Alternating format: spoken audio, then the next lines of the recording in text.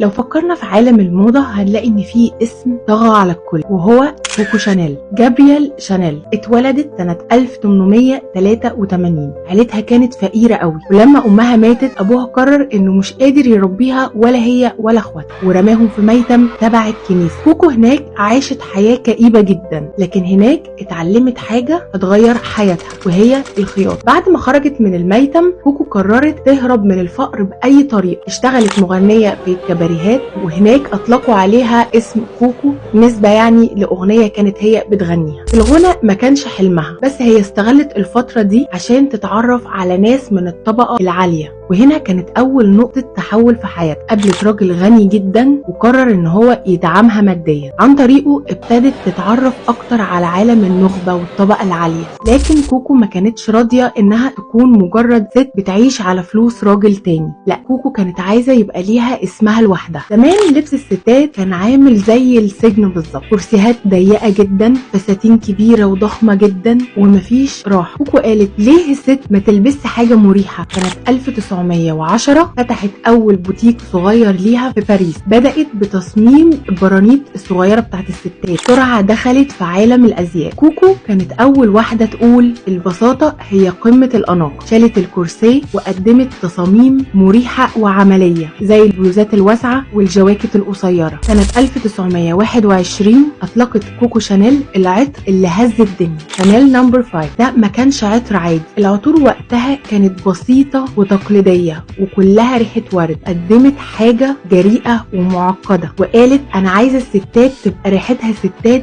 مش ريحة ورود. العطر بقى رمز للجمال وحقق نجاح كبير جدا، لدرجة ان لما سألوا مارلين مونرو بتحط برفيوم ايه، قالت لهم شانيل نمبر 5. تفتكري لما بتشوفي دلوقتي فستان اسود بسيط النهارده، ده ابتكار كوكو شانيل. زمان الاسود كان لون حداد، لكن كوكو قالت ليه ما يكونش لون الاناقه. قدمت اول فستان اسود بسيط سنة 1926، بقى رمز لكل واحدة عايزة تبقى انيقة من غير مبالغة. لكن طبعا الحياة مش هتبقى كلها نجاح. وقت الحرب العالمية الثانية كوكو كانت تعرف ضابط ألماني وتعاونت مع النازيين، وبعد الحرب الناس ما سمحتهاش بسهولة، وده خلاها تهرب من فرنسا لفترة طويلة. وفي 1954 لما رجعت كوكو كان عندها 70 سنة، وقررت انها تبدأ من جديد، وعملت عرض أزياء متميز قوي، وده خلى اسمها يلمع مرة تانية، وقدرت تثبت ان الأزياء مش بس شكل، لا دي فلسفة حياة. والتصاميم اللي قدمتها ساعدت الستات ان هم يحسوا بالثقة